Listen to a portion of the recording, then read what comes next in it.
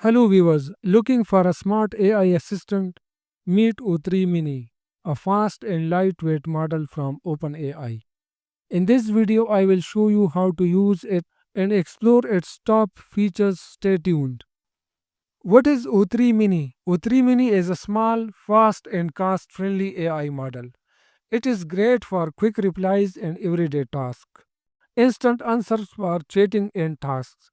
Budget friendly. Uses fewer resources, perfect for daily users. Best for simple tasks. Writing, answering questions, and summaries. Now, how to use O3 Mini. To use O3 Mini, go to the ChatGPT and log in. If you are on the free plan, you already have access. If you are a pro user, you can switch models in the setting. O3 Mini can help with many things. You can use it for writing, summarizing, answering questions, and even coding help. Who should use O3 Mini?